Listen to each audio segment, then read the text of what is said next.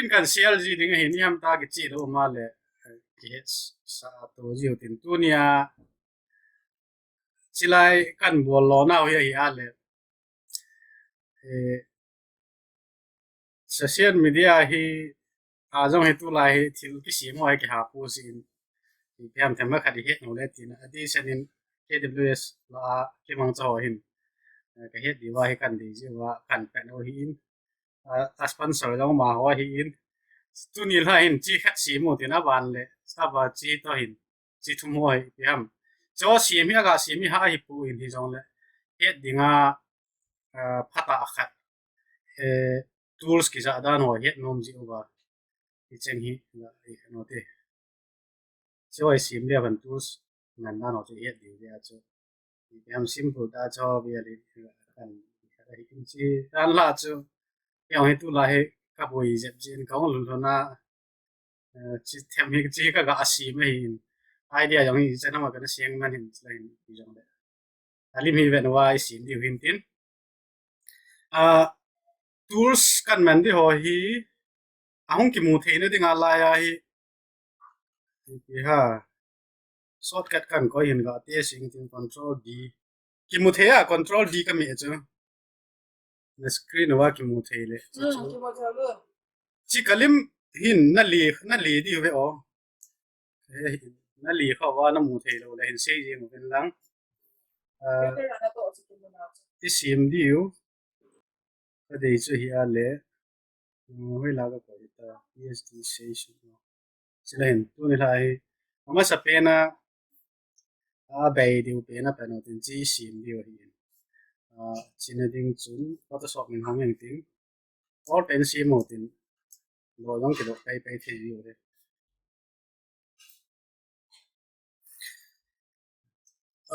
Photoshop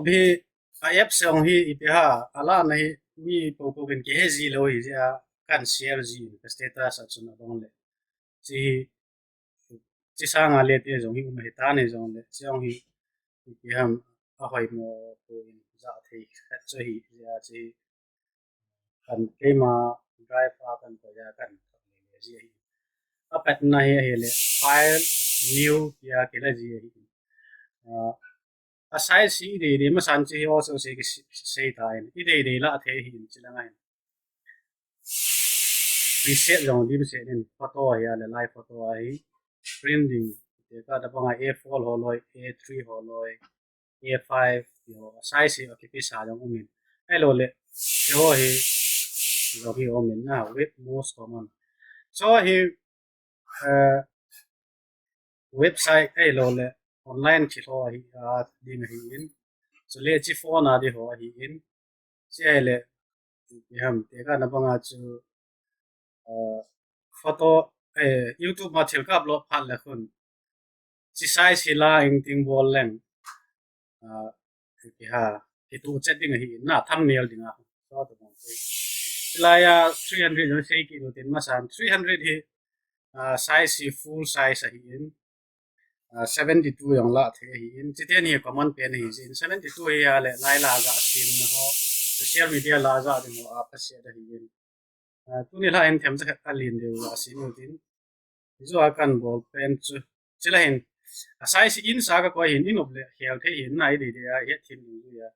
chi chu he ta in awai lang how the ding ka ti ya chi pai ka atung lang ding le chi ka bol de hin awai lang di ya chi ka bol hi in chi tia he ko ding noi lang hin create ti le workspace hung go ding in size la pen chu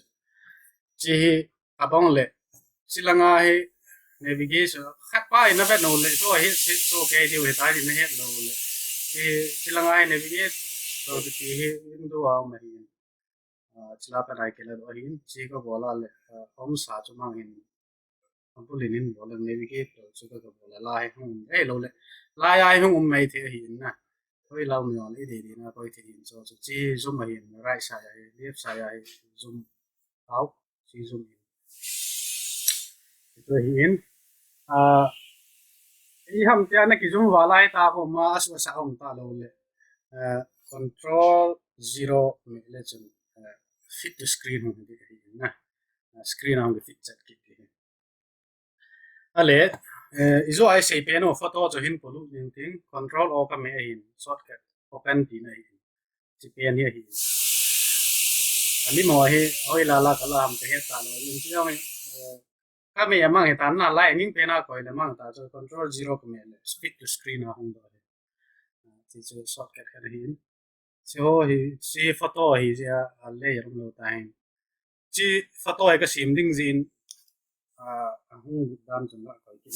chi ti hi ding hi kapua tuai ibola ki kai thein hom tia le chi normal ata ta ki lok pa ko hi le ki kai the hin ken ka kan lo nga ka ga ala do ya hin tuai ka pu do ding ale kan lo nga lai ka ga chi ni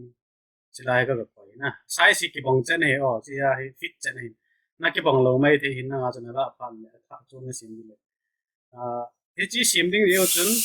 la hin ko yo tin a je to mu nga hin na chi sim ding ke ni mu lo le sim ke lo ding ni chun hi la hin ko yin ting chi design ni ko ma ki ko pi lo ki man ka sim ni no le to ga sim ni cha ha jin hi tin ko yo tin transparency la nga ki khel the layer hi chi ka la ori chu hin chi ka pu lu chu hi rai sa ya layer hi la le a le tu hin a design ti ding hama chung la nga chi lai a kon chi ga sim lu le han chi la nga hin chi ong hi tai nom ding hi in la ya arrow ni mi ka click le tai nom chi hi cái tool cái tiệm tia là rectangle tool còn chỉ là ya cái right click này chỉ không được yêu hi yêu qua short cái này là phần dòng lệ tu hình yêu click yêu ga type lên chỉ là không được na các bạn ngồi là nó ngã tôi nó cái hai này thì lại là hai nó gao này thì đấy thì ya chú thì हम ta hold đó ले ha ले yêu ga type lên shift cho đi ale chỉ là hình cái những tiếng ha lên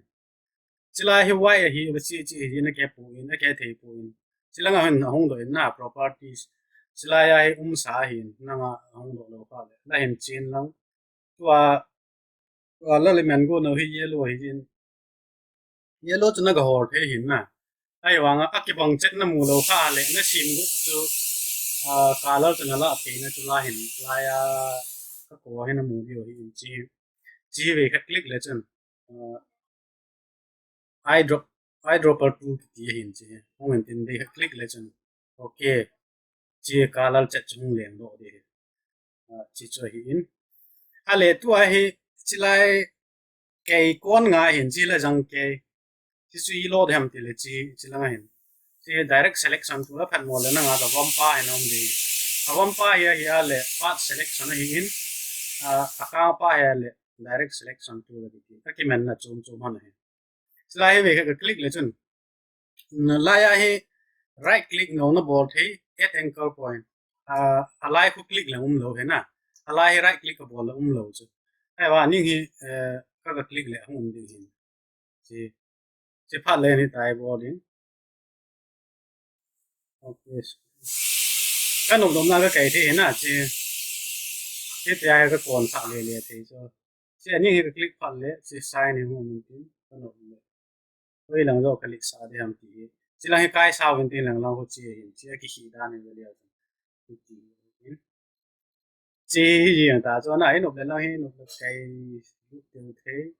thì nó rồi nộp được cái nhiều đấy thế chỉ cho hiểu bên cái sim đan cho ale anh nhìn nó pa ko cái sim ko nào là chỉ mà cái copy bola ra thế hình na control Z cái mình le duplicate không được đấy chỉ cái đó hình chỉ cái đó tại chỉ tiền nhìn ta nó chung long pa ko ít hả có bộ thì hả cho Z bộ phang ấy yi chu yu chu direct selection tool ka mi ya chu half cut do mun do khai chi move tool he ka lang tin ka select na control z duplicate ina hin chi bola je man hom ke hin di le ke lom ta hin ti le anoi pa hin anoi pa zo hi a set chom de wai sim ki diu jin noi pa ka click ding ban le slaya direct selection tool ka chi ki ding chin select hi right layer hi vele chuna ki select pa active ji hi koi chi ka select ham ti chu ka het normal lai ha kon dan hu za chu ma hin tu a hen he thei lo ri wa hin hoi chi pa hoi chi pa yang le lu le tu kha din bo le za ko na chung ti si ding hi anoi pa hi chilang zo hi kon ki na hi na anoi pa a den noi nu pa hoi si mu hi na chung nu pa hoi tin to jing lai hi ga kai ha a ta hong a ban le chi lai tai ga kem hi chi kem sa na ding a hi ila bia hong ngai in tin na sia chu si ko lai click ding in add anchor point ai lo le share anchor point ha sa na sa le lai hin pen tool min pen tool la hin add anchor point di ti mai ti chu ri khat na click le ta hum to to move di phat le chai na kon sa di phat le direct selection tool la na le chi na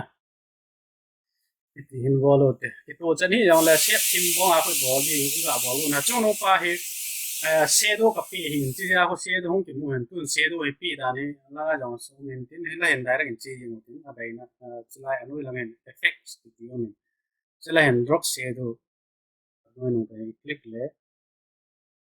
hi ta hong ki he do ri ngai ji na a hi lam khat le cancel ho te la yong hi double click ki bol le ani hi chulai hi layer hi pi wanga lai hi chom lai minum nei a chom lai a chom a hi na chi thum hi he kan ngai ko click hi aning pen ka click le layer style hong do ni la cha drop shadow ka ti drop shadow ti chi home in okay ti jing nge ni ma khel lo in aji chu chi ki tu nai lo hin na lim hoi ba jong le a ki su mo se su ti jong le chi sim tu ri hi si hi anoi nu pa kho ka de hin to ai di dinga ka no ni ali chu lai ho he ki su pu su ko le chila ka chi ki ding we khat click lang cho si si hung po ding hi ka de bong bong a ka sim de la chilai bong chu tem ka anoi nu de wa ngai din so le chi te ani ti de wa chi ngai din na he ti hi ding he ta na ta sa tao ta ni chu a hoi ding ti hi po na sim da ni zero hi jin chen ngao tin hi chi ka chu ale chilai hoi le he hin chi pen hi ka logo la ho ga ko hi tu hin chi chu bor da tao tin a ba na sim di hi ale chilai a milim hi milim ga ko na sim ding chi khu yi pi ham tia la la hin round khan o min chi round ko sim mo tin chilai tools rectangular tools no ya hi round rectangular to chi aning te ni kon ding hi in aba na elliptic ar ke tin chi round hi chi ta ga kai le hin oi thim ding ya sar ka ta so thei lo hi chi ja chu shift ka mi a ka kai le chi ya sar ka di chana hung pon hi na chi chu ka de hi ti si mi ka de ti chi color ka hi ya ke thei lo color chom de ka ga pe le wan chi ko pi o te na ki mo the na din chi ko hi in mi lai ka ko hi in ka sim na na ho hi ti hi a le a abi chila hin khat ka ko ki nin chi pen hoi chi ham tia le chi set tu ki sim phat le hin chin som ding a le chi a set tu ma ga la ding hin na chi yong rectangular tool la yong la chun fo no chi hung pot do ngai hin chi hung pot do ne ding a chu a shape to select ding chu le hi chi ga click ngai chi su si select le chun move tool le chun lo hi na la ya adjust bo no chi pa mai na ga select ngai pha len chi hung do ding chi stroke nge hi ki hap pen ho ning na a ku kan da um ko chi ding kon color hi chi color ku de ya le chi ga click ding in chi ga click le chi pong mong color ko hung ding hi na to a hon ya wala ki lo ngai tin ku kan click nga scroll ka bol hung le na enter ka hung le de ka chi ki mo the ko insulin de ring thing 31 37 39 alin de ta na chi ko man di ti talen ti ai ka koi ding aban le milim ku ka la ngai milim ku ka koi bam ka hi ni ti shortcut to control o open ti na hi ai lam ka le file la chi ding open ti on dan chi ni chi hi na milim ko chu ale chi milim mi ka koi ding hi le open ai la ngai chi hi hi lo le ta bo the fire place embedded ka ki ti chi ni pi sein ham te ale chi i place silaya kapo lut milim pe ni laya embed he ding hi na ga bolo te chi pe na chu lo le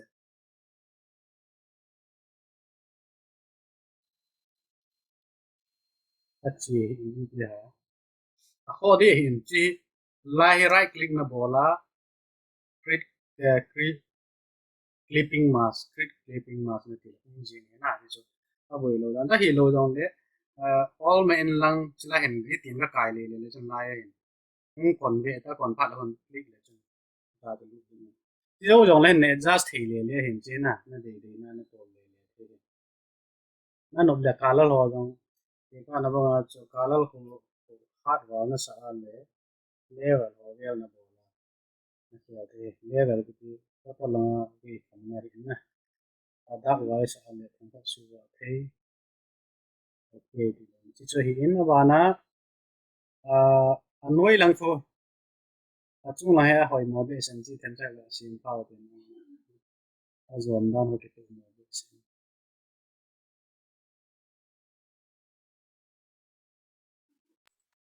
Lo luôn flyer na sit ni ne ta naga ajun naga le sa de okay nhiều va lo ah ki chen ho be chu na kan so sin sir ho na to le ho chu nhiều va le ti mi lang lang na ti man te man ji lo na okay sei gì tao boi le ti che ta ta cha pha ta chu okay chỉ anh nói là khu cái sim nan hồ chỉ to hình cái lô thì mà này à lẽ chỉ pa hay anh nói là ngã con pen cái gì này ha và anh tin nó pa đi lô pa là chỉ là hình ai lim hi click le mang hay ha chỉ pen hi cái đấy chỉ là control Z cái bộ cái đấy copy cái bộ đi cái số đi là ya hi anh hi cái click phan le ai lô là control T cái miệng rồi le anh hi cái sẽ là ngã là ngã tick mang hi home hay ha ai lô le lo wa le ken chilai so bounding transform control ka ti ja ho me hen na nga je tai de di chana je ji ya jo control t na me phan le bo chi hung su ding hi in ya ba ita sa lo ti ya pa ji ni chilai ta ka koi sa hin chilai ve click len chi mang hi hung ding chi phat len da chung ma he click nga flip flip horizontal le flip vertical he le hi ti na nga hi na horizontal chu hiya le control z horizontal tilen itil kuna ahi chi ki hi hona hin na to ai I flip di vertically de jo hanji chu fulang zo ai khatin chu chu hin lo ni te ti le la tu so ki lo na mu the na wa to ai le ti hi le khat ka de ben aji chu zo alim pen zo ga ki ni tin de ko alima he ni a hi ji kon ki bong thi mon ai wa ga ki hi hona hin khat la be ki ni tin control z hi na la be chu kan phát sa sunya nge ji chui khat ni to ai ka kai le ta bo na aning zo si chi ji pm tia le chilai click a hi na control z can do in and do ka ball kan lok le chilai tai ka bola ka kai su yong le ki hi de na ai lam khat le a bol da he ki tam se le ban nai confuse zo yom ke hin chi ka click puma jong lang bu ka kai the shift ka me a ka kai le ji thei theu tho le tu a ka kai te ni ni anunga sedo omje anoi nung pa a sedo ko ka dei lo hi ya je sedo je ka pai go ti tau te si sedo effect ni ka kai ring ka tu da na la ya drop bo sai la ya pt hamo delete box ai na ka da koi de tu ti le anoi nung pa tu a cho he le la do the hin na effect ka mo ni ti ke ya im tu da na ke ya sila ya dustbin ai koi le ma hi chi hin them cha khat slai ka ga su lam da hin chi chana chung no pa he them cha kai ko no te chi dinga chen chi ka ga la ki ding chi ila phat phat le align ho ki su koi na he ti chen hiao tin na chi them khat he tin wa koi sa in ting chi lang no he them khat ka kai to hi kai to a tool so he a za da ni he no poi mo ji a tool so he na dinga na ki bo lo hi jin a tool so a ve la kan se yin de ai kan ho kan bo ji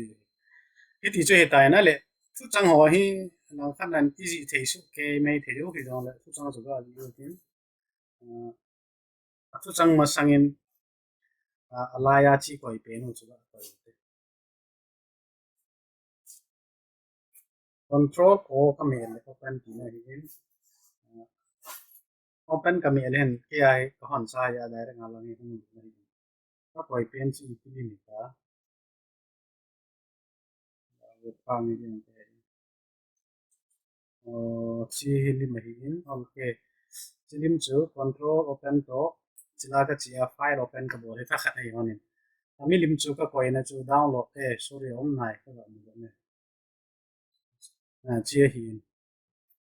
chi cái tai ka pu a ka thil sim na chu ken ka ki he rin na chi layer an title wan he chi lai ka place le ka koi le ta he je ni ani nga ka mena ka kai le a dimension ni ki hilo wa chi pcm ti la lai ki ting hi a dimension si lo hi la chi dimension hi thil ho cho ta mo hi kai phat le ki her bi lo hi mi lim nan kai phat la kon a dimension ki khi le zom del du jing ding hi chi chu xiao cho he na po ya po mo dimension slide hi tik le a dimension ki khi lo tik lo wa le dimension hi khi hi ti chu he kan tin ti hi tua he wa wal jing hi awa awal jing ji ai chilangai no opacity them hat khial le han na opacity ti bong ko hi le on a hoi tho tan ki he thei ding tan thil ki ji ho ni ham ta he thil langai no opacity chila hen opacity ko men thil tam pi min na nom nom na lan ji then ki ha nangin anim to ki to chu a ha ding na de yam inner light so we le le na so ta bong hi on ko hi in thil hi si chu ka sei hai ki ne on bo vai ve ji chia hi a thang pia thil hi bol zo pha le ve headline move tu le ka ki phaji hin atu ti lo la ban chi hi na ki chi go ji ni bol ti le hon ai wa chi chu a bo ya bo hi thei ji lo hin na chi ya chu thil khat i bol zo si le la he ka chi ji de move tu le ka sei na lo pen chi pem ti le la hen ti ka la ta chu ka te tai to worship service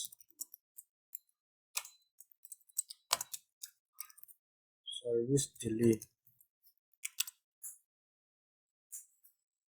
sibong hi le is uniao dinga le chila he dai ranga chunga he ji hi ai lom khat le window ana si ding na paragraph ho chi ha character zo he na character character la hi chilen chi le chi hung ding hi in chila ya yong he adjust na bo nam so ke hin chi size su le su niao chilai ti lai ka kwa langa ka kai le li na hin langa ka kai le niao hi or chi chu hi long la na chi ya na dei chu size na ga select thi tho tho bin bo dan sort ka ro chu ki da jing ya ki sei pa la ki sei jin a ki khen nan ho ki chi dan na su kra no me chi a hi in chila ya hi ma hi preset na hin 7500 ki te ho min chi na koi te na su kra no me aban le chi chi te ni chu hi tain line ni hi banga na chung le anu ya te ni chu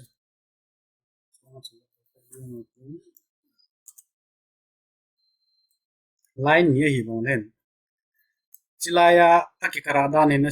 automatic a ding hin ha pia chu nang hin aki chi ki pa deu na de kha ya le 72 ko le chen ki kha ding chi ni 14 ko le chen ki met ding an ha pia automatic hi a hoi ne wa designing phat la kon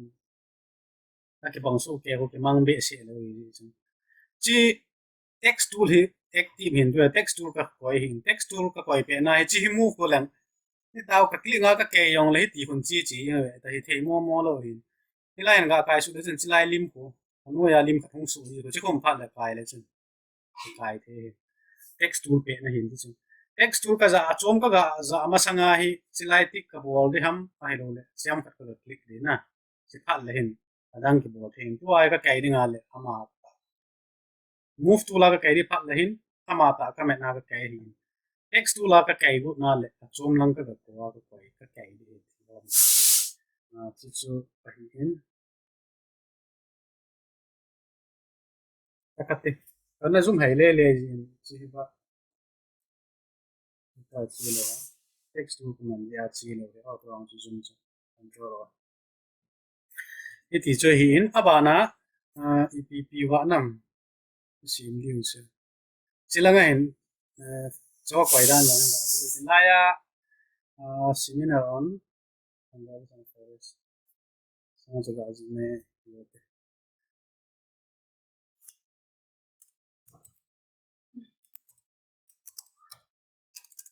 nama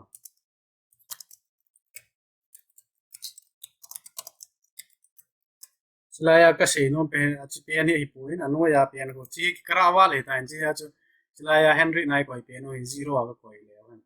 ang ki met dom ki ki le tan abana ko slash speakers ti ham chi a gorda ne he na ngai ji a kan si no hi in chi bong hi le ta khana ji form ni la reverend di no ka ti reverend ik yen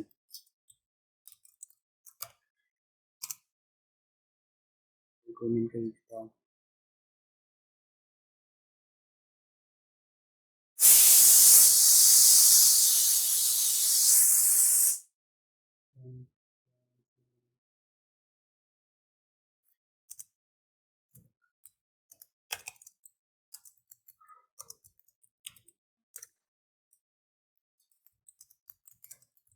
hi ti hin koi le kan silaya hi size ko tham ka sunia bo tin alin wal khat to ke ba la kon nal lo hin na hi chi kun ni ta ko ko ya le a ke ka au hi ta ho ge mu ma hi chi ya hi silaya ka khial ki ngai to ti lo le ho ya hoi lo ding hi line so ton tu a hi abula hi bul bullet ta bong ti ham ka koi no ma ta bong le china ding hin lai ta de o lai chu hi lo chi hin na GLYPHS everything chi ka kling a le sila hin inom nom then the hin training go thik ho min tu hin chi phone ho he ka nom nom then na anoi langa he thil chi ta bonga symbol hom ding a hi chi nom na chlai resize bo the hi nom na miao cha mo sa the chlai ya symbol dong ding ipi pham na ding a hi na so chi hi za then ji ka za sa hi ya cho cheng hong pon do hi chi chu ho ya mam tia le training go thik ti ti am ai long hala chlai ya hoi kha chu a chai na langa WEB ki ti ham WEB ta si lo ham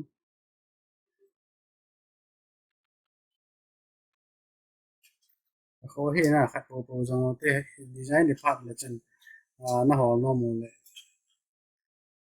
web ding ki ti ham khat ai chi ti a ho hoi the ai lo le friendly nga chu ga ai ni hoi mo de sen tu ai friendly go thi ti ai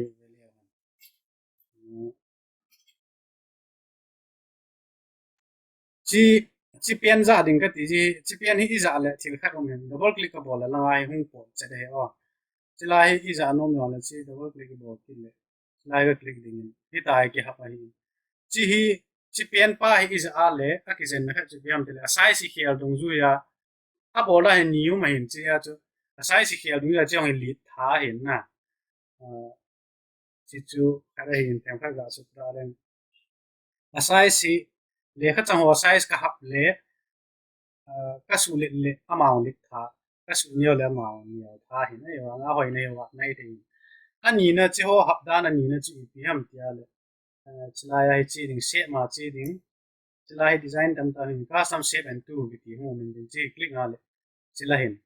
shapes pa nen chi ding hi chila hi ya hi thil tam pi hin shape yang tam pi chila hin all is like arrows gitu ya min frame gitu vector gitu ham na music nature object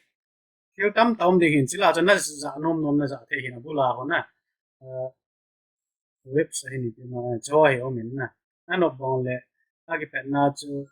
cùng lim na coi nôm lệ để hiện na click đinh chỉ là hiện chỉ là hiện luôn phát lệ xếp bằng số nó đi ngã chu shift na mi a cái tai na cái ya na sa tu ti le xếp ko ding hin color long na de de pi ki ti chu ani chen na la ya bullet hab da na hin tu ai chi pe ni ki lok lo ji ni ti na chu le le ka lok ding hin chi background ho chi lai ka ki nga lok ni ka me le ti ti bo long na chi pe ko move ta lo ni ka no pha pha le ka nok thei to to shift ka me lo le tai swai le le hi zoom de vi ti chi lai ka ma ding sorry shift ka me slide cái click gì ấy thì cái cái nhưng mà cái mình cái cái thì cho bộ đan khá là hiền na bullet hấp đan cái sẽ hiền bullet hấp đan nhiều mình cái cho hiền lệ chỉ cái tiêm dòng cái hiền mình chỉ hiền clips thì hiền tiền chỉ ako na hiền nộp là bộ thế hiền hiền nộp mà lệ slide shape custom shape mà cô na dòng sim thế thì chứ bullet hấp đan cái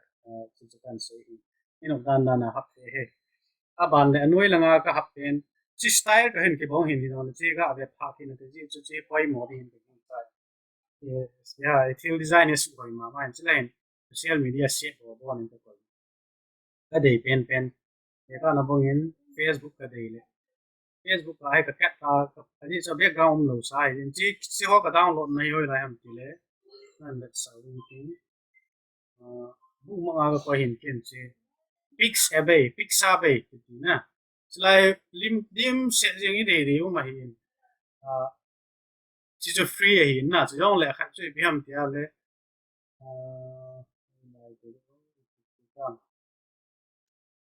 Canva giống như sai mà hi na and plus cái tin na chỉ thế giống như tâm tạo một cái lim hi kala này tí de free à ông này ông lim se de này hoàng cái hết số hi na chỉ thế này anh ya tí de có lạ là thế thì chỉ cần số hi chỉ để à bong lệ ka select time chỉ kala hen chỉ marquee tool lagi tin marquee tool hi kita bang select na hi si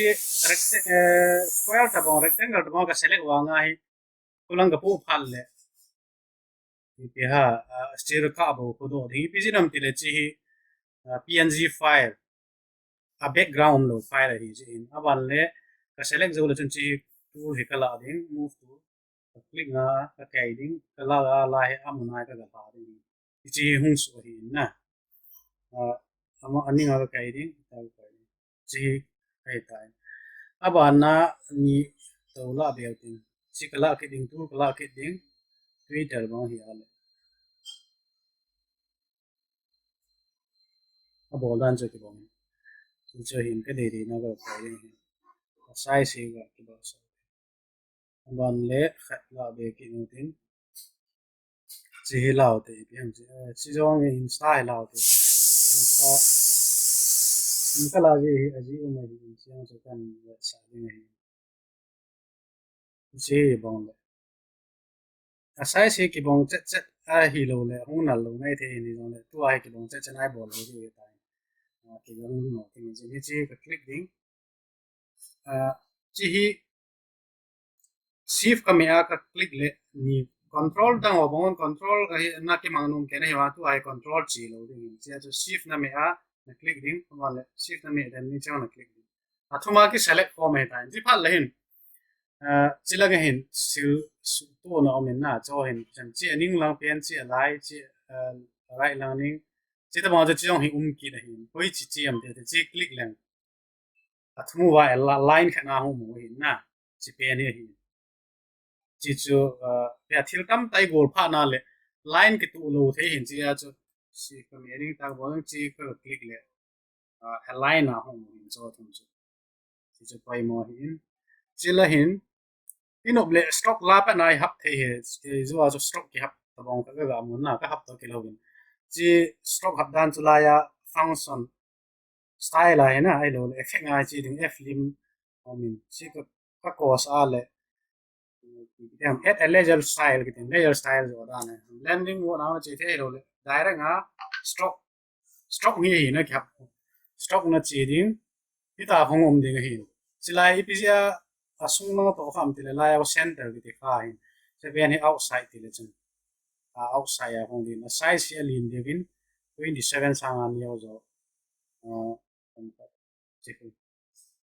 hong ne ipisia lai fu ti ha jang ke lo hom ti a le ti ha ki download hi a chana size ki su ta lo hi ti tiao hin na za jing the hin ai wa nga chi size ko ki su lo din hoi pu ti wa le sila na chia ti circle li mina gala circle khat na sim the hin na shift me na chen circle kan ti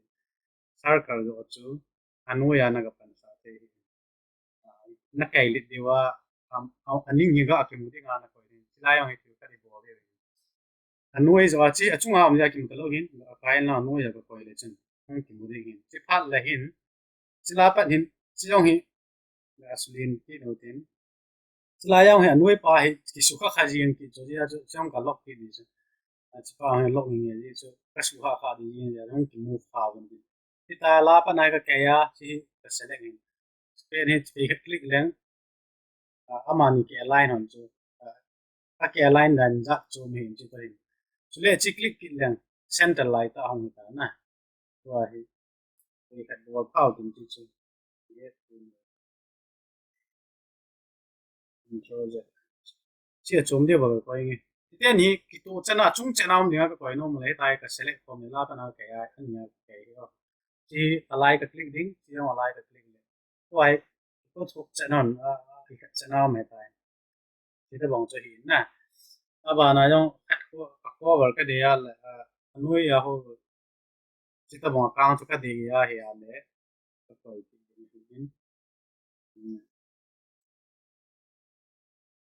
oi chi pen hiam ka het thelo bong le chi anoya chi pen hi click leng chi hiam ta thil na bola le jar hoi ni het thelo le amin zong na sim te hin na chi chi ti kiriniam ham te ale chi amin hi ko elang da bol click le chen di lai na no le na hiao te hin amin hi na man ni het thelo na chi ka bol bong bong a chu te ni ka ga line ki aban le chi ding in sim mo tin chi ding a sim anoi chỉ đi ngay sim đi uzi chun anua yam di jin anua ya pa cling ting tu hin sar ka sim na kama khat hung ki khel khela ka sim ho he te ni he na cha hung ki be na dinga eta anua ya pa ka cling ka bol anua yam den chena boinam ta le ya mi ka bo ngai ta lo na ya ta na iche yo si ta bo ai bol ding hin na tu che lo ding hin dòng le bol ran che hi sen che first pa silaya easy lu chu hi ale si athang pi a clipping mas za da na hi na thang pin na clipping langa hin thil khan he ka en hai ja chilai chu be kha in na chu ga ko jin chule silaya masking bordan hi no ngai hi thil tam pi a hong ki mang hin chilai he masking hi lai hi ka kai niau ge sa lai ko do hi chilai yang hi lo kai lin na ai rồi lại chỉ cái tờ linh tinh chỉ cái nhiều rồi chỉ cái lim masking đồ là nó cái gì đó hiện à bạn lệ chỉ là chỉ to học toán à pin thì chân chỉ sau đến à bạn chỉ là chỉ phải hiện nó muốn khá đẹp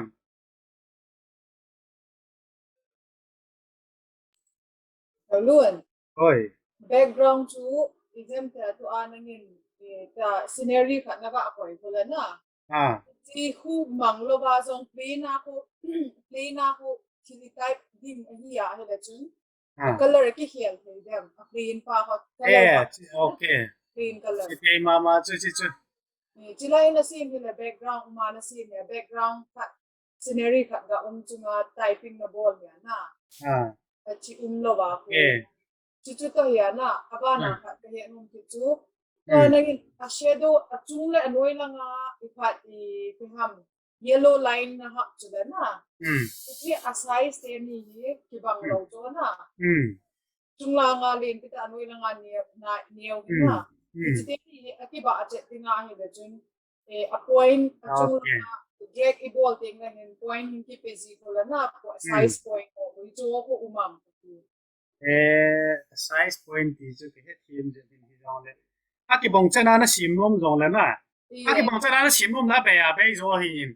thì bị làm cái chỉ cái nó bông à thì ông chú cái thì lúc thế nào thì đi lịch tàu thì chúng ta phải thì chúng nuôi là ngapa tập bông đi xìm luôn thế à người ta cái đi lịch lấy tí cái bộ cái xe lấy design cái bộ đó hay na chỉ là nuôi là ngapa bol la hele na ho à delete na bol din pen ho zong hi à a file a team ti type ho a design na bol ho chmo to I culture na ko ya na delete na bol jing ham cha ha thì các vị khách các linh ngay select na delete bol cái na mình nè sẽ lấy cái ball pen pen sẽ delete cái mình là mang cái gì này mình na thì rồi ale tu hin chi te ni ta bong che ni achung la ngam ka koi di ti tao te chule i chi ti le ti ka boram te le chi te ni ken chla le ya ka he na hi na lim hi ka va jong la ka he ja identify hin ma hin no zo ne he lo mai te tu ti ale hoi chi pe nam ne nom le ga click le chun chi noi no pa hin na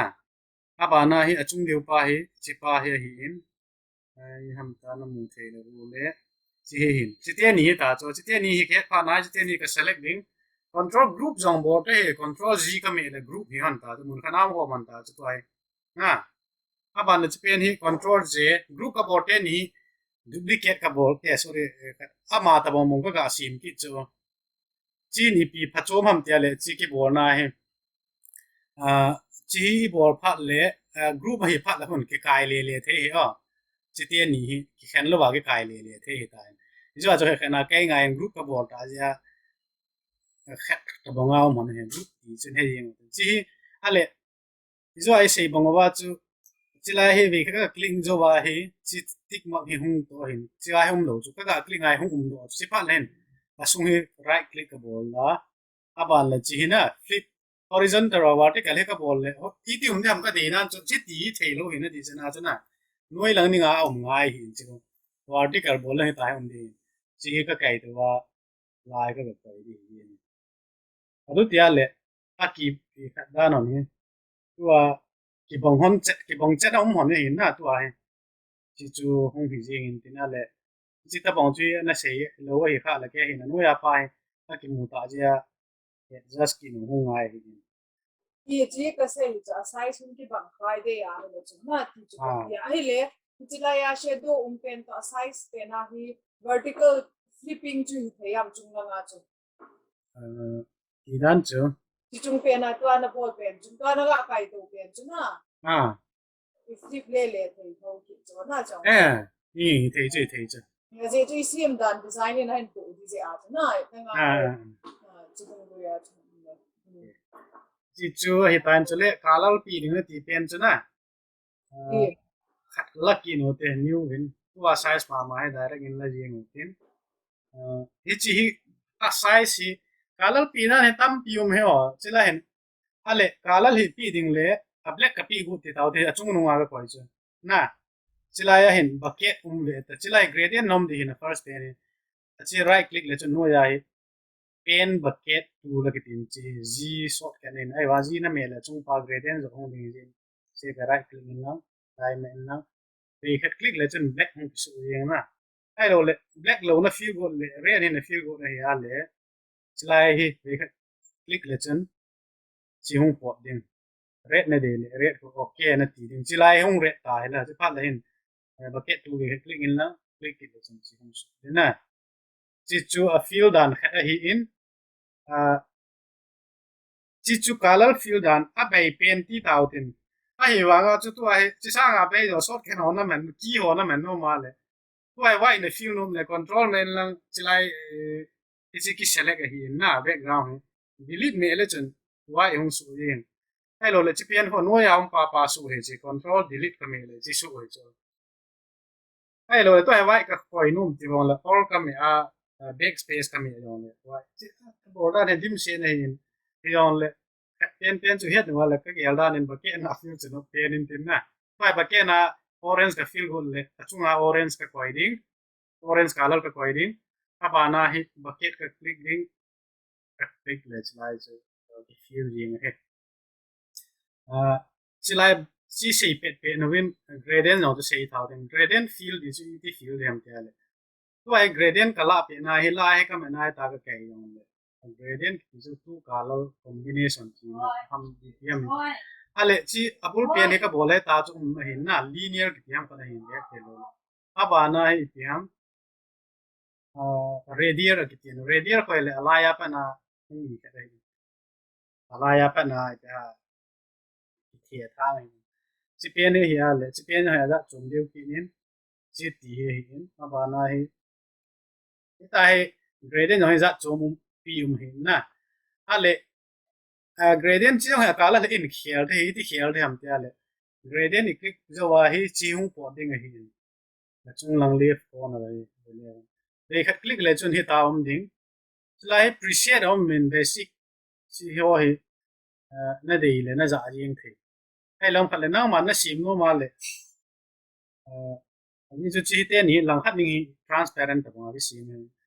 chi te ni chi pe ni feel le na bo na chi chu na de ya color na man na de yo ma le chi ho bo na no hi sai yo min chi chu zo de le riau tin chi chu chi ei man sim ding hi ale chi la hen color na choose ding hen green blue to green na sim di bang na kana green na koi ding na kana blue na koi ding ita na koi ya la he so le chi chu ta se he chi lai chi hin na ga tik chi hin na select lo kha hi ale chi na ga select nga hi na la ya color na set lo ka le no ke na ti ding ai na chi la ya a chi dan te ni na na de dan da na na bo de ti so hi in ti chu gradient pi dan a simple pe na hi gradient pi dan no he tam ta om ki nin chilanga ina chi ala hi gradient na go ki the na na unlock zo a chila ina chi ding chi gradient ne la chi la control hung tam de win tin na bo nom da chila hin so ka lo lo le ka ti ka gradient pa zo hi ding hi in gradient ne click le he ta he um di chi langa in control hi tham ka tam de hi in na 9 degree ho yong ina de di na na kel the radial angle reflect diamond in linear he le lang khana ko na lang khat a zut jing hin radial he le center la pa na I khare chu gradient nan dan hin color fill is say now hi chen che tan tu hin a chi hi koi den pa no tin zo la in ngai chat kha luôn cho chắc về cả export no JPEG in okay chi one ti chia tin bol na dan chứ abana pa hi atu na chiu tin ani na pa ana simu hitin create new si size ma mai lau tin tung lang pa yutin okay silaya hin isim di upa jaga polu no tin kon file apana open isim di sample 2 se hi in polu no hitin ka kaya kaya ka drop ma hi in ka bong chani na size hi chi isim di cho hi in ama sapenin chi circle half circle hin circle chat lo mai the hin pi jong le si mo hitin circle chat di ka te le la ya hi shift ka me ding aban le ka kai ding hi sunia botin si feel ide yo hi jin si si noi pa color hu de wa le silaya chi click diu aban le chi ko you click diu okay hi diu le chi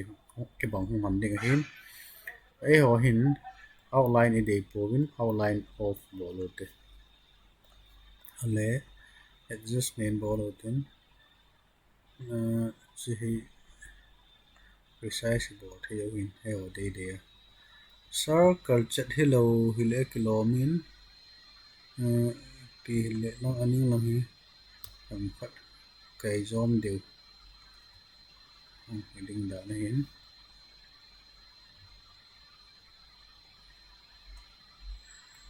ta kai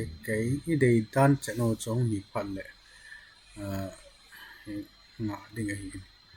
lai ning long ho chang zo jet mai pon kai na lai tin hi ti hi hung hi ding hi tick control 0 or fit to screen hin chi chu hi ta in aban le lima imu bangwa ho aniaw khat jong min sa niaw ja pat control j ka me le nia sa pi hu ni hin chi hi aning hi manin ting tham pat kai niaw de ding zo le achunga shadow ki sim na pa ho hung hi ding hin limi sim pa ha chung yo pot to le han mo thei di win chule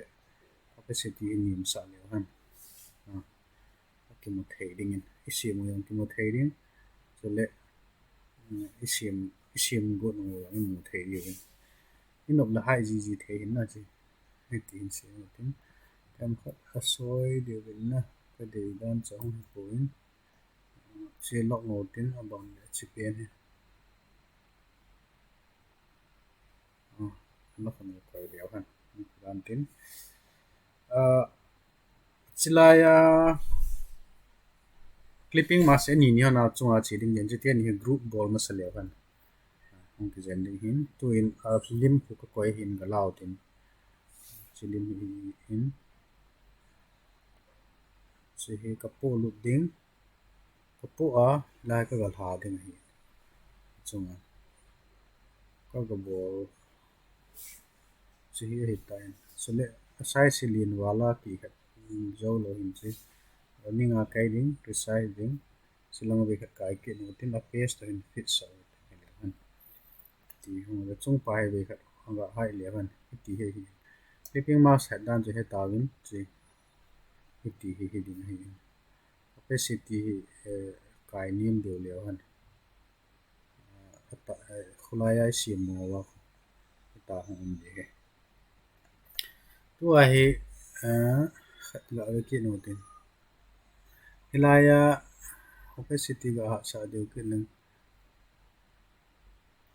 recipient kana bol kha in chung pa he ding opacity he ga ha sa lang i mo de ho lai chi line pen he kan sim ding hi in hai ke no tin tilai a chung no pa do he aniaw pa hi chi pa hi shadow ha shadow ga ha mo le hum ke ding hi in hat walin chi shadow hi control theu hi na tilai a hat wal be se ale chilang hoi ta an li pha ding hi chi chun degree ang hi ve tin chule puti hat in bol le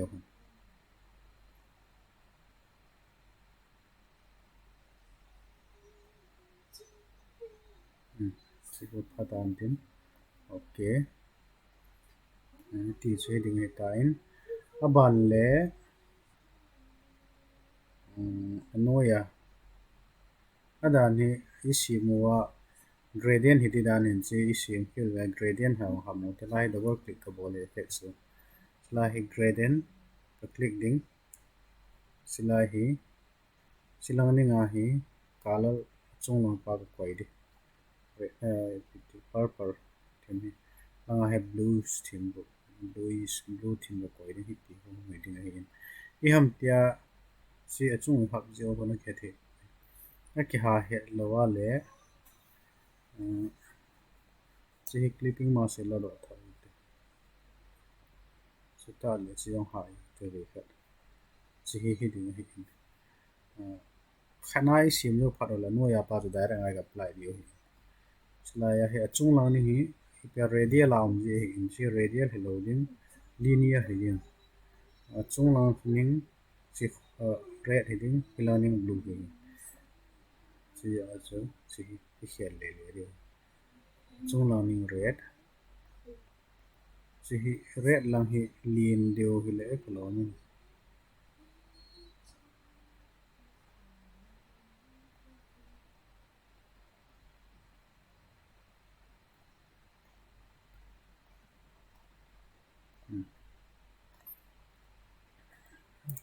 sa de hi che ko le content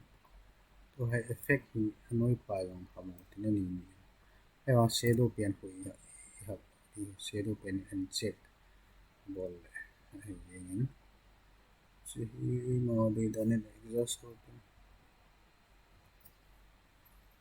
chi chu hin chi te ni group ma mi tan a ban le chi pen ni clipping ma sa hap le han na ama sa ta ba hum su ta chila ya hin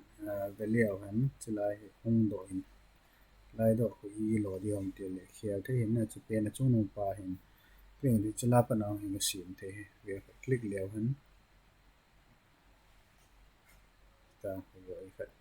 just he hin do om pa le chi hi a hit ta in abanin achunga sarkar ni ho hi si mu te chi ho ke te le sarkar chi elliptical tools la ding sarkar phai sia di dia le shift me ding sarkar hin na che okay te ning sung khu ipi dong la kho hena je chi zo le lim I feel tho de hin chi ko yo tin sam na din at pam khu white de hin white white hi size hi langa pe na hi ya te na hi tin na hi in ya wi sa le 23 okay so we te height ki no tin chi hi time ba na chu thuma hi zen chi control our camera ka ke khen hum ka hum ben aban la thuma hi zen thum sim pe yen control le all camera ka ke chi chu na ball lo zong le chi hi na click nga control z na me di copy khat hum hi in chi chu na ka kai do den aban le control z na me ki khat pe kin hin la ngai me ta chi chilai ten ya khat pe chu nu pen ka kai no an pa chi alin pen di chu hi jin them ka suli min la size ni het num le chi na ga active sa size ti ja ma sim the hi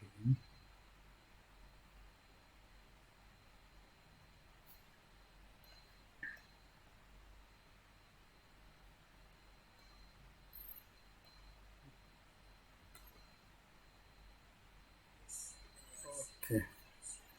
chu en chi hai ki ta tin aba ne lim ho jaga available pp ki ko hin pun to for to moza chi pen chung pen pun chu ko na sa pen o tin chila ko ri control open pun to for to chu ma ya hi pun chu yang du sa pen o tin so ya hi chila ga chi ding ko lu ding la adjust bolding size ipon to kon size vet ka ni na kilom de wa size ki bong de wa chi phat le hin I de hu ni phat le ne che nom to chan hon in achunga ding anoya shape chon ding chi phat len clipping mask bo de seo le in nom ma adjust ni hin na ban le chi le chi ki no tin pon yo wa chu for hin ji ko ka tu a ko ka ya ka pha ki resize ki ding ade kham chei phat le ka nga ding chi alim hi a shape ko na pa chung chanam de di nam ti ka check le di nan na right click quick clipping mask so ekitan aban chi ve ka click di chi ka click zawa hi a shape ka pu lu na le hin a chung cha chanam ji ti yong chu he di ka hin ka resize ding aban le ka de size chu phat le ka ga chi ala ya he all kami aji akon hom phat le kami ayang le sai tho we na so hin tik aba na ipc di ham chung pe na koi ke ni tin aba na hi chi line hi okay and last line and noi pen line chi si ni te noi pen line hi gradient hi le kilomin na gradient hi in chi a cho okay tu chi al lang di wa hin koi tin gradient lim ho se mo te chi hi shape in la to hi time chi hi chi pen hi gradient hi zo a chu chi shape he ka za le langa he uma hin shape ka za lo phat le hin a control oi langa properties a he min properties window au ma lai ai ka chi su le properties uma hin window properties chi a hin chila pa ai control thi tho outline ka de pon wala chila hi gradient hin chi kala le hin chi ai le pattern hin gradient ka de hin gradient ka chi din chi alang khat ni hi to ha bom hi noi lang hi jen a bom khela ho chi go la de na do thin pa thin a chung na ho sen hi in chi a chu chi sen hi ko a kala ho ke bong chan hung ding nei wang na ya ken red hui li sa wa blue hun ya ji a chu red lang suli no tin lang sun ya le han ti hi de Isum kai ba thina bana laya hu text ka la like ka click ka hi follow us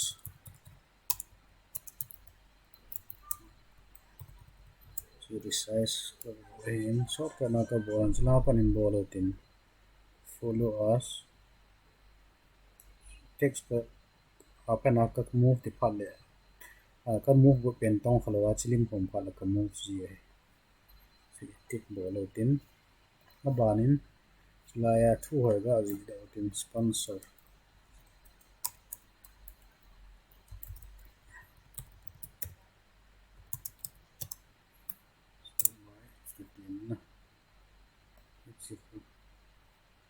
time tick move to la okay chi se ba ga ni zo ai si mo chai tai all tam la si mo tin awa chung langa ho hu ppp ki ji ham tia le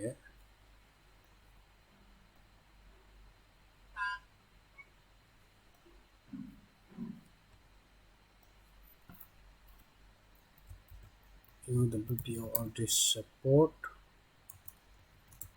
tribal artisan chi hi sim no pha ga na han lai capital bona ga hi sa the tho tho right langa align hi properties a hi in align chila hi character la ching ting chila 24 pin out to ga tilang chi hong ni kan ta ka su ni au the hi in a phone hi ep phone hi ta di ham chu te ta phone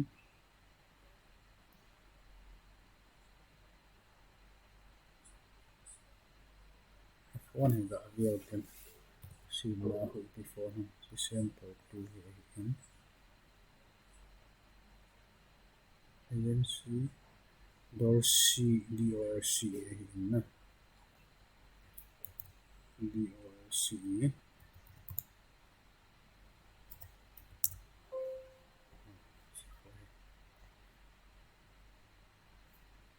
empower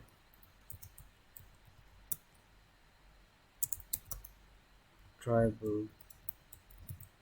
artisan si phone ka chom tang dang la phone hi PPT yong la kho ta hi ke chunga pa ko tun chi hai ke no tin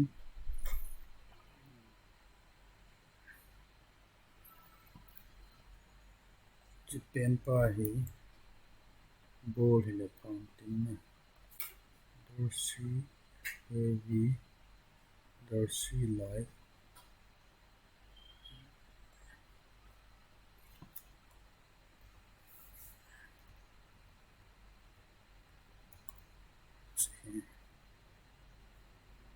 hi a ki chi hi nar ko in hi sau sa nom le chila hi su sa na ki chum kai ta na ba na no ya pi ki jen seo chu ji da ta hi sim na a sim na na design ti chu hi in zo in bullet hab dan ho long sei ta win chen chu hi sa otin chila ya anu ya thil ho hab tan chu ga ke leo han zo in zo ve kha in na ve ta win chi social media hai ka download na chu zong ka download na chu a hi a le chrome a chi tin chiti sa ya hi download ni pic se ve chila in social media logo tin chu si download asai hi ide yo link ko theo hi chi hi aman di dan hi po lu na langa yo edit the hi na de ki la the so cancel na ka ham la hin the da hum se hi ka de hi kala comment the jing hi ale chin noi nu pe na whatsapp ni comment num le pa ka select hi ka pu lu pen layer cho hi na ya cho ma ka select okay ni ham tia ana ki select lo lo na bo the lo jilen ket rong ka ti the hi hi hai lang chi ka kat pen pa bo hi dan ding hi social media WhatsApp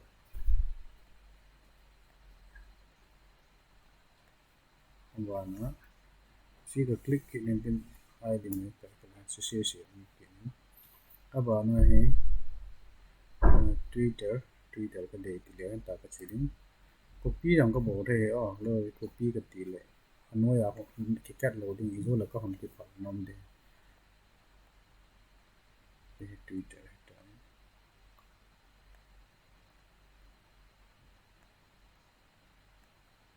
không lao tiền arrangement đây là gì Twitter các ông mà lại hiện slide WhatsApp các là bây hiện chỉ cho cái gì này hiện cách là copy chứ so như copy bộ thông tin so đây có select tụ bộ gì ở chỉ có select cho các thứ copy để cho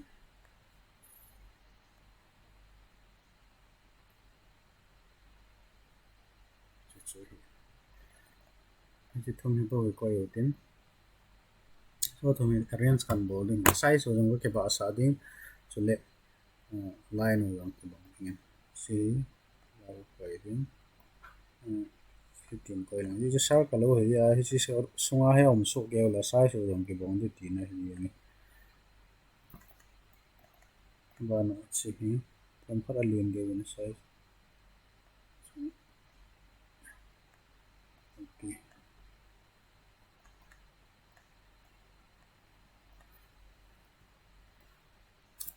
control z si noi hu ga la ni ting cho thang ka kai le ka su to bo na le select na stay tiếng cái cây độ hay lấy cái cây độ để tuổi chỉ lệ cây độ nôm phật lại tại cái cây độ thế chỉ mới nữa cái xe lên lòng một tiếng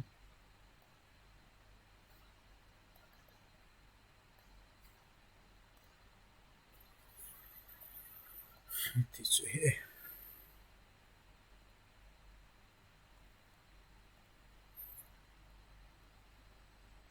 theo thông tin tại select thế arrangement chỉ tên như cái gì tại chỉ align chỉ bên này align vertical center chỉ lệ align horizontal center chỉ có mấy cái tao thà nào không cái gỗ cổ tại vì ta không nhận sin sponsor by si alima dan ho chu heta in chiten ni slak pa ho chengi a se do tidam anunga ko background ka dile chiong ka the na chi hi ti ko ka ham tia le tam tam jong le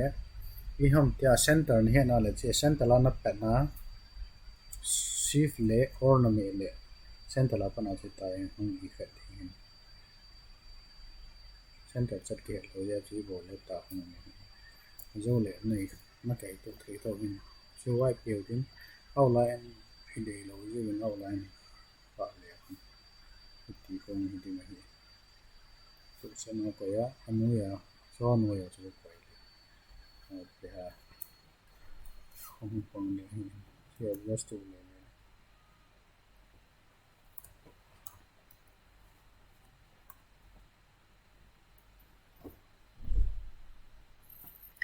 chỉ tôi nói cho khách tiền nhiều nó bỏ lên control gì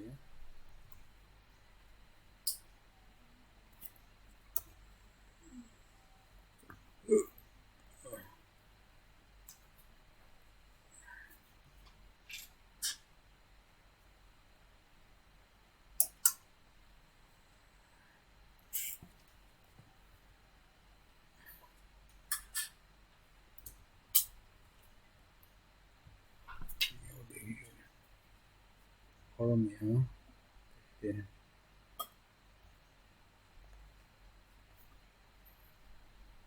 phải nhiều điều ấy forum ya cái center là cái nào nhưng mà để ta nên cái bóng và những chuyện của control gì khác biệt mình tính em phát lên arrow key ka na lang ka bol the hin ile ka drag and drop sang ka bol the heti che heti hunnaw tin sponsor chilang chi ten yang koi da ta te chanan na ta te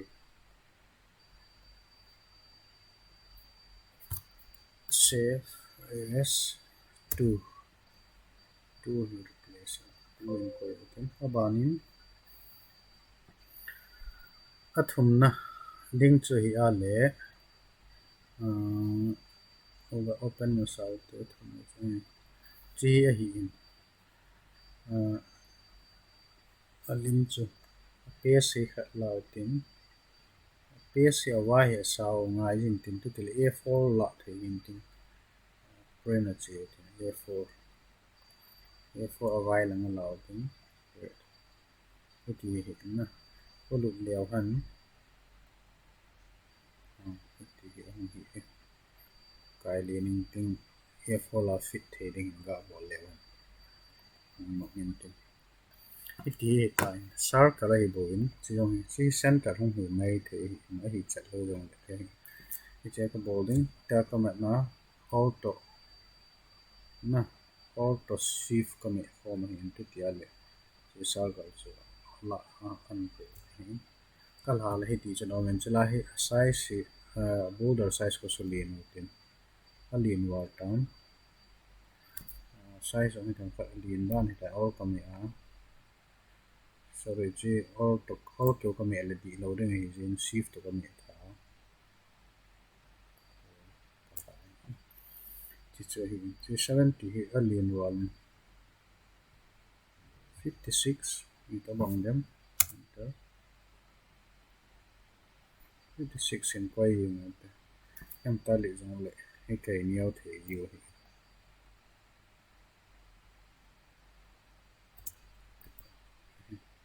all ka me all bo ka me isu kai le ka bo the hi all ka me kai le deu sa ka chat hello mai the hi mo ya mo chi ya ko chi atu ti ale tu a hi ka sim no ma si si hin se mi ting chi hin ngai hin ka lo hun ni hi jen jong la sa hi 50 yang si jong ko lin na la yin chi chun 46 wi sai ni 46 hi hun khale ke lon ta hin 46.5 ye on he chi hi sa go no tin all ka me ha kai ding okay chi ka tai na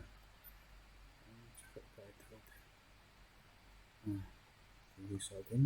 chi ni ka de hin chu color hun ni jin chi ni si mo tin la ya he ma si bo dio hin color anoi nu pa khu pi ding ni san da pio tin anoi nu pa khu chi hi color on ten chi ya chi ding orange thi me hin orange pio tin ale abana chung pa khu green thim hi jin green chi ka la ding color khu click okay thế này này ta chung pa hi la hi noi a hi min mask mo ngai mask layer mask ka ding aban le chi hi ka bol the chang ka bol the in na chilai center la pa na hi ka chi ding chilai ka chi ding ka de lo na long si si chi ti tau te over cut thla de hin chila hin delete me le select di lo mi pi ham silo okay kia le chi hi delete me tin tu a mask ta le na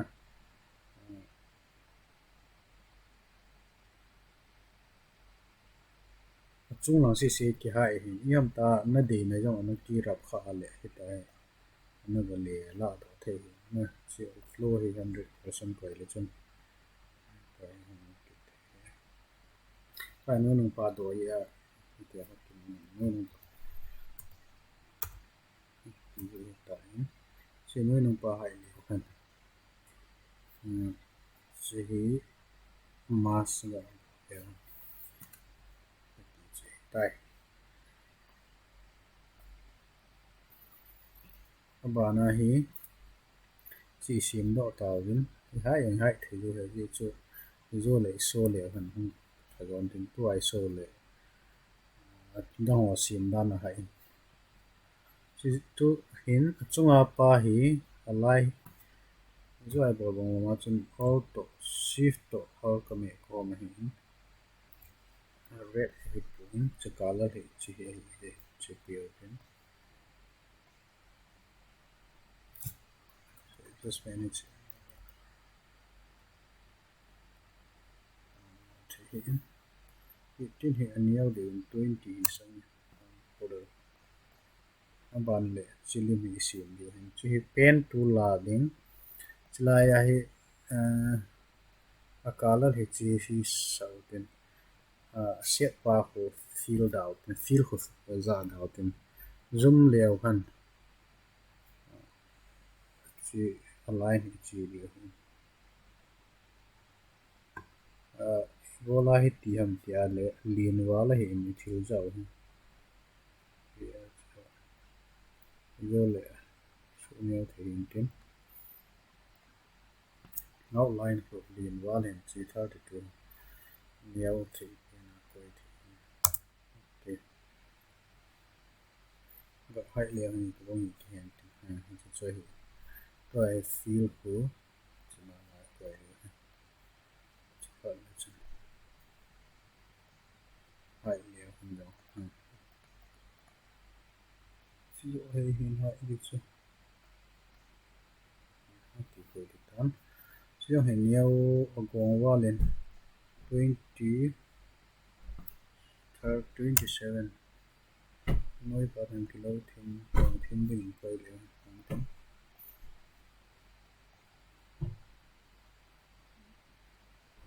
yang le chi anoi nung apong le hin tu ti lo le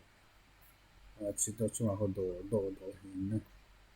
chen zon le hin ban bo ki no tin chi hi ding hi chi hui pi am ti le hi chi hi lo le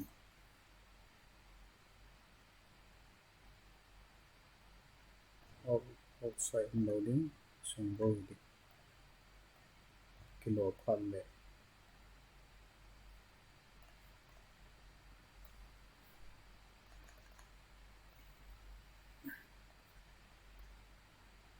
chi rotate le ama angle hi zo le chinwa ya kon ko ki le hon na riêng le hi ka chen no yo ko ki le na hi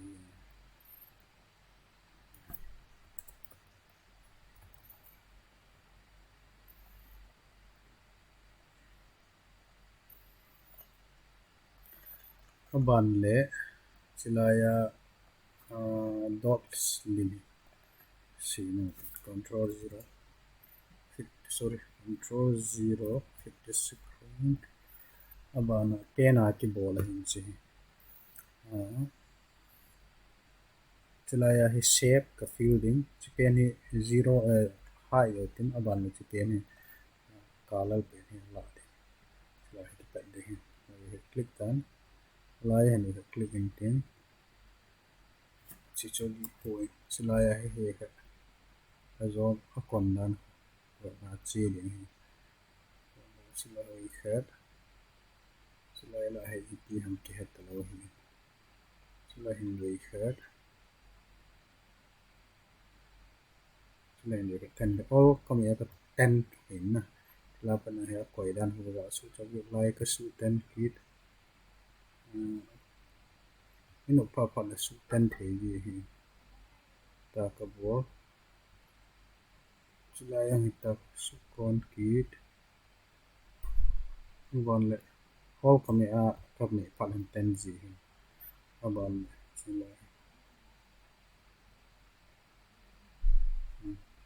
abon le na ya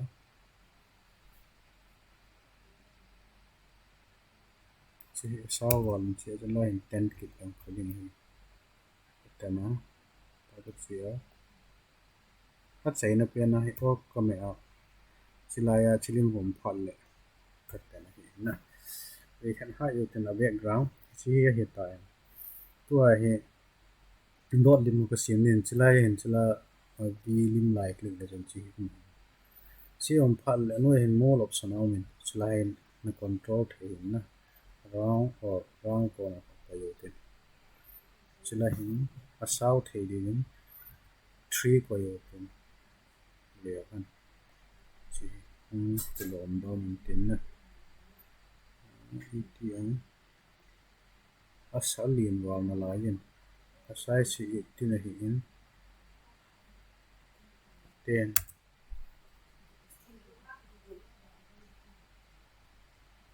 ten new volume 13 14 line volume tiếng nè 14 hay là không phải 17 chỉ chơi tại abana hi hi ale chi sia pi sim dio hi chỉ ga hai jing tiếng aban le sia pi sim dan za chom chom min na chia ko naw na sim the he ai lam kha le pen ma mau na sim the pen na cha chi feel pa hi na feel de hi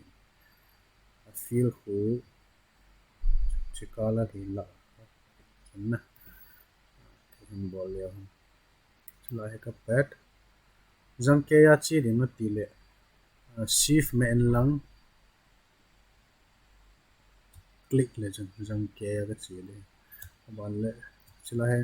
line na me pa lan shift na me ngai lo click jing in lang line na click chai no na click ding chi line hi a sau pa len shift na me an na ga click hin ki tu chen hin feel a hi ya chu la like cái click này là like tại cái sao mình bỏ ra từng like cái click ở bên chạy tại nè sẽ hiện ale chi alaya dot zong ki dei ji chen chi control z copy khat la bel tin a field da ni khial din property pa nang ko khial the hin a hello le chi kala a chila pa nang ka khial the chi ka dei ta pun a dot line su white hi ji chi ko poi de chi line ho hello le chi dot hi chi zo he na chi size si lin wala hin 3 3 ho hello na cái nhiều ở ngoài đến là size của cái bông hình horror men lang cái lệ chân anh nhiều đan cái bông ok và cái này nhiều nhiều hơn để anh nhiều hơn chỉ là tiếng slide thêm phát hung lụt đều lệ phải đi ngay gì chỉ cái này tiếng hilang hiệp phát tán này hoặc là ngom gì chân shift nó mẹ anh cái lệ sai cái thể hiện chỉ giống phát cái lụt đều tiếng phát hiện cái một số tiếng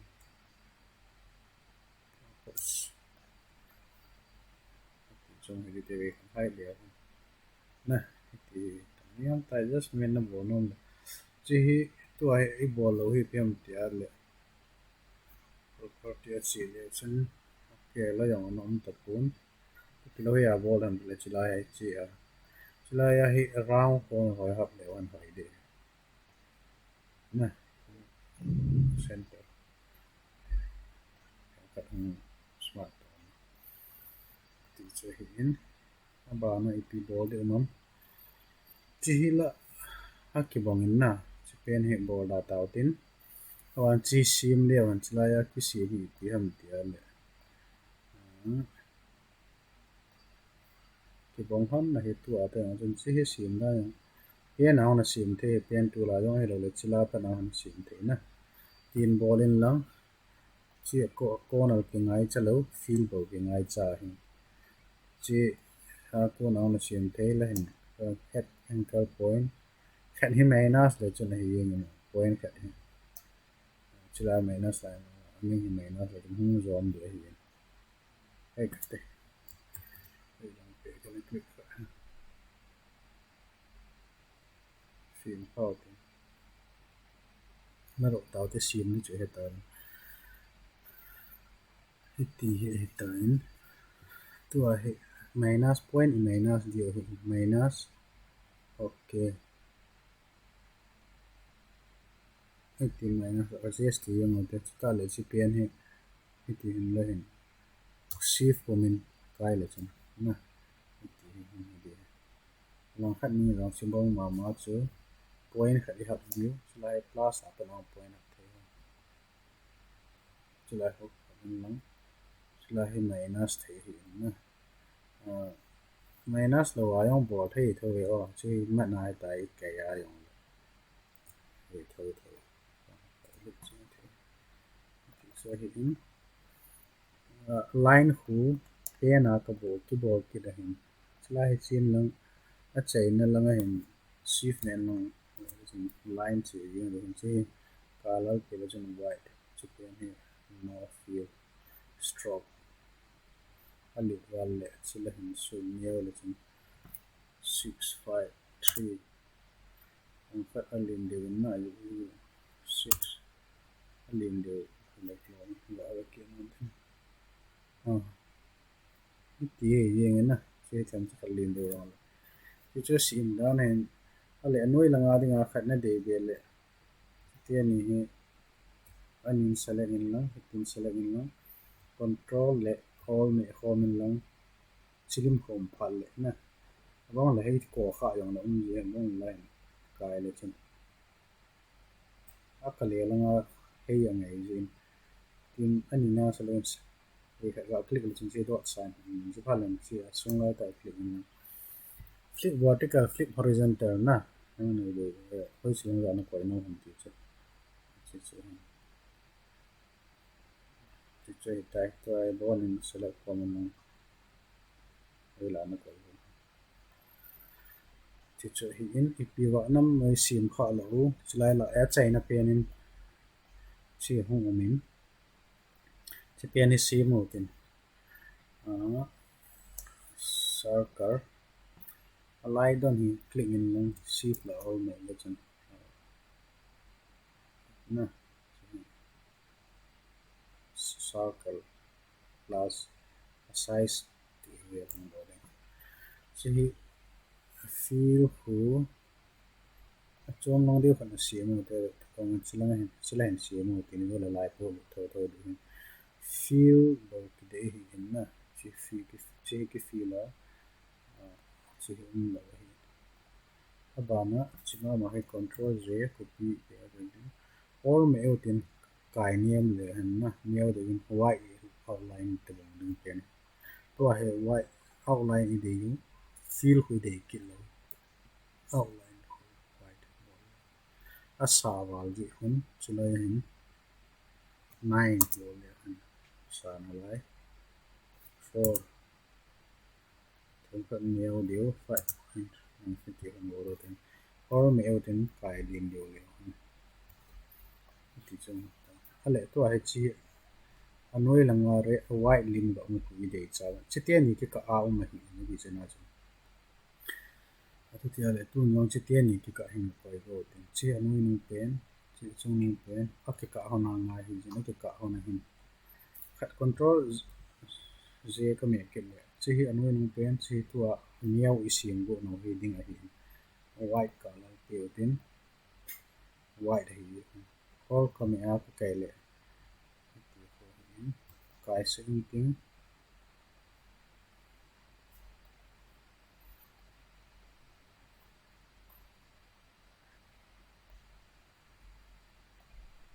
ok tua hi chi pe na ko na hi kan kan hi tua control coming out hi lai hi ko silim ko hi ha home phala kami si ong sun tua hi chi pa ga select ding sila hin add layer mask ne len na chi akka hi chi awai pa hi kala chom khat ki feel like it's mu chen thei ri he na di cha chi ga feel na hi ti ko hi chilai ka hi awai hom chilang ka ki sel hin layer mask on hai hin chi hi chung chi chu hin chi size resize i bol normal le resize the hi chi a hin chi ko ki kat na khong ki bang lo ding hin i lo di ham tia le chi layer mask delete ki thei cha delete layer mask on na chi hi chung pa ko ve khat ni ta control me ele chung chi ko ne click ki nen lang chung anoi pa hi chung no pa size la wa ki ten no mi pun alai pa do ko ten no mo ji pa go select ki ding ba hen na che le na ko bo ki ding ta na pa de chi pen hi tua chi kala le de yu pun wa hi ding yu chung wa ya ko ki ki the na la ko chi ya chi ko ne ding chi wa ya cho chi lo chi pen wa na ko dong tan select chi hi hin to ki yu tin cho si Haokip tau te lim pen he tain lo on so le hani sim ho chu pp sim be ngai gam ki ale e gori hi abu ka sung sim po gin chilai chi pen ale lang blur thim ko nga sim ta layer mask enin abana he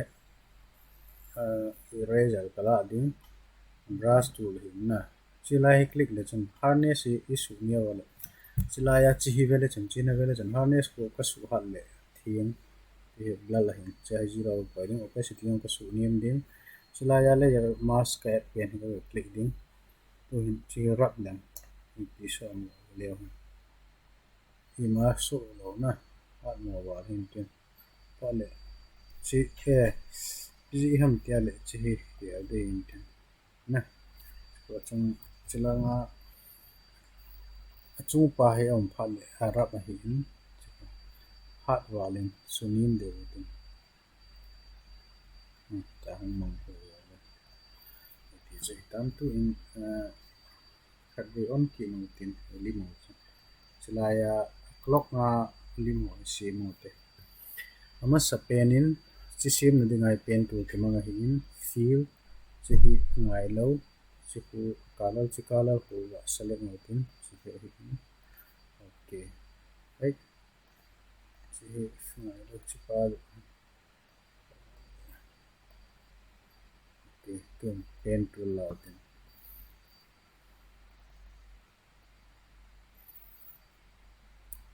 ei man I de bot hen na chi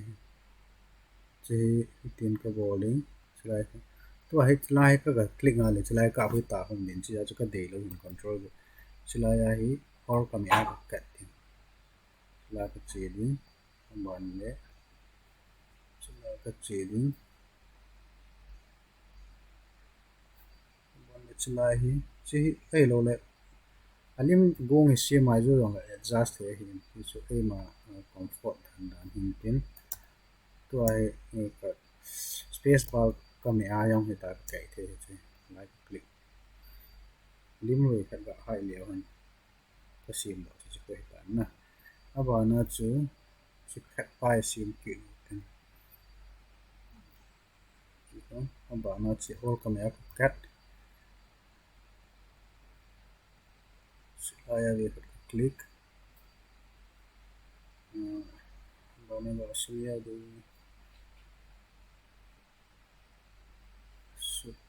zoom ki no tin ti lo ale sorry control space bar ka me okay lai click ding lai ka ho ka sim ki te bum tin ko na ban le or ka me a we click ki ding scroll ka bol le so click ni a se na ban like click ki ding space bar ka me a we I will click we ka lim ga hai ki de ani nang sim do hai tan a thum na hi akala hi hialo nga yin yellow hi na chi pen hi sorry silang ko chi khatan control z we ka chi click no pin amba nen color zoom lao tin chi pen hi yellow de tan like chi line hi to ang ho hin na inop le line pa yung sim the chi yaw kam the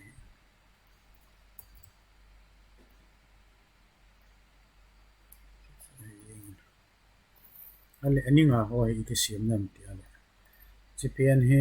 ti sim nam chlang he line ki ti kan na cha yung sim the chi hi chi kala lao tin try ti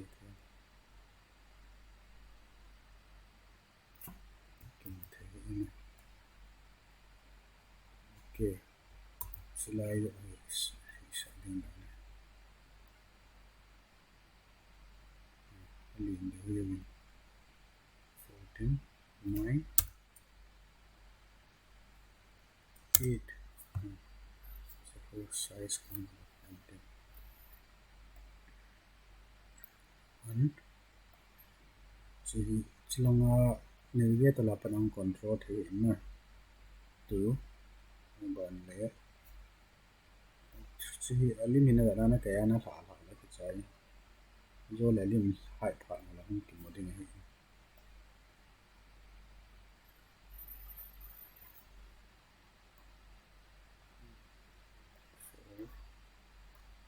5 che kisim hi na mo alim lom hi ga kisim hi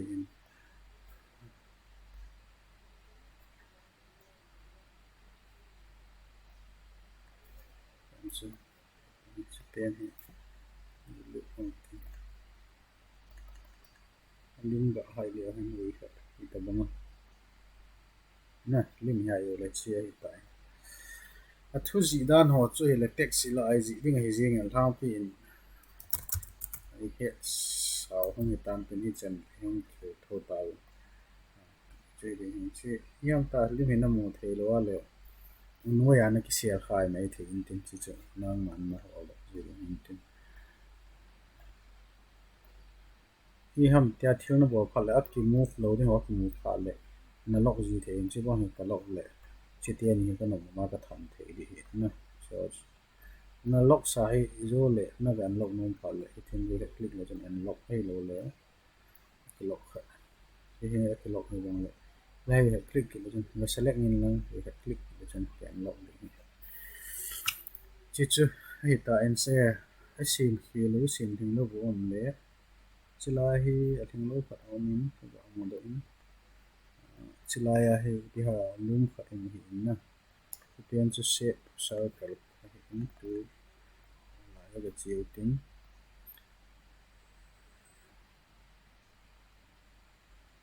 chi hi ti dei lo da gray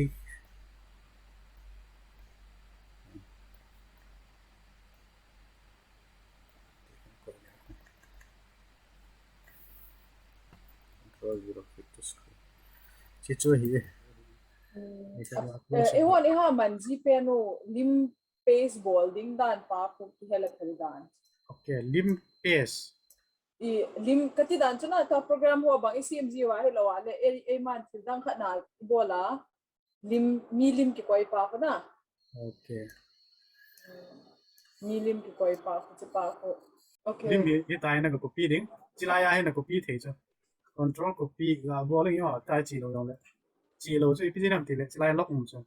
na acha lock hi la do ding in na control copy control v na chi ta okay chi lock om ya chi lo acha chilai po lu pha la ji chu lim hoi i to kha chana si the ya ko na control kan te ka da ma chi lim bong i de le hi la ya ga khoi ding a lock hi la do ding in vi khai click la lock pu chi mang ding so he click masat dina alok la do na dinga chu aji chu kan bol phat de yes open file la chi ding open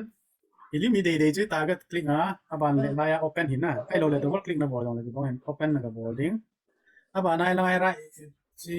ne chi ka select pa la he lock hin nom ding in ve ka click le chen na unlock photoshop and lock chỉ phát lên hết ta nó cái lao này là quay thế rồi tôi nó chỉ bằng là open copy nó bỏ ra nó cái PS na copy cái bỏ ra chỉ là cái PS này control V na phát lên cái như này cái chế photo của đan cái bên trên đan này cái hạ mình lỗi cái dòng cái hệ gì lâu na nó cái cái bỏ là không cái hệ gì nào cho bằng là cái hệ miêu thế gì na bỏ lâu chứ nào cái đàn chơi thì đang đang sẽ là copy paste rồi thằng kia cái dòng thì gì à aman là đinh tu sa nông khá là chun ấy đinh à cái điểm rồi na đang đang cái bộ lề sang à cái gang rất hay luôn rồi clip yung mas na sa ila kaya siya praktika na mo le bumithelo sila kaya initial tao mà biết thế kan siya so Noon, Photoshop naman hi award zone ipiham. 2019 ini bah. Oh. Chính là nào còn Kan thoát chui ana link khat. Inverter ka. cái này chỉ là hay là để cho nào Không ai tang. Background tu transparent na ja chana. Last sign. quay đi không Last sign umna lang ila ta. Sorry, le la at top pena plus sign chuli khat ni la chun. Chỉ có nuôi cái gì lang. trên này quay nè Nuôi rồi có yên lang. Control delete ni la chun na có yên lang. dạ chỉ là Ngoài ta. chỉ Cancel riêng ta chứ. dạ Chỉ là bên nào chúng nó bôi chỉ đâu đi khát. Ok, thì nó còn bao giờ cancel cái gì. Chỉ là nó bỏ đi là na. Cả là lo late nó chỉ đi chứ. Cả là lo late. Cả là lo ngoài tôi late. chỉ hơi lại tới số mong nè Right side corner là. Chỉ đâu. Chúng ta. Nó mù chỉ phá rồi. là chỉ lâu bên nè có một lâu chứ đó Ning lang nga Ning lang cái hoin ka mo chứ. chỉ là phải Li min na li về ta năng chứ. cho Li min na li chứ. chỉ layer 0 copy cái tí là nè layer 1 One pa chu. which pen pa One pa chu. one by Select in lang control delete me ta tun. Na keyboard na. control delete Na. Tun anu ya ka ta. Kai sin lang anu pa zo ko ita. kita Kimuta chu na. Tu ai ki kai le the ya chi ya chu lock le chu na le ya chu. Na background le lock board ta. Lock board da yang chu ka me board hi. Anu pa zo. Anu pa zo. phải nè Ta để lock le chu na. Ki lock ta chu le lo rồi. Tu ai shape khan na la ngai chu ka tu na nga hi the na lo ji chu ka gel da na. Shape na la ya chu na. xem lại nó là Shape ngai chu khat. Chi clipping mask board na dinga hi. custom set to है ना Custom lo. La ya chu ma wa si chu na de la. Rectangle thì और rectangle rồi lang à nó để đâu rectangle không được cái là polygon chỉ là rectangle không chứ cái lắp trên chỉ là nè chỉ là học được cái gì nè ok tôi thì là lim cho polut đó mà đang nó bỏ ngay đâu đây chú bảo polut là chú cho nó lim mà tôi chỉ confuse nè nó lim mà tôi lim cho cái yên lang hiện ta shift tool là ta tuần sorry move tool là cái ta một chỗ nó lim cho cái yên lang cái yên lang is title cũng nó cái gì đi chứ title cái gì là chun at pa hong do ding tun kai sin lang na tha nai lo ri cho to na kai ding la cho kai ding cái click để tạm tạm tu chun thai ta tu cái ai na tu ai na photo hi photo layer lang chin lang photo click in lang hi da chen get that clipping mask nè good sự là quỷ che che lên bấm đi ta chứ đi chỗ này just le đi ta chứ Cảm ơn team vào tiền đăng vang. Sáng thì xuân thì nó cái gì là program anh xem mà hỏi điều anh xem được ta chứ cả cái Vậy là na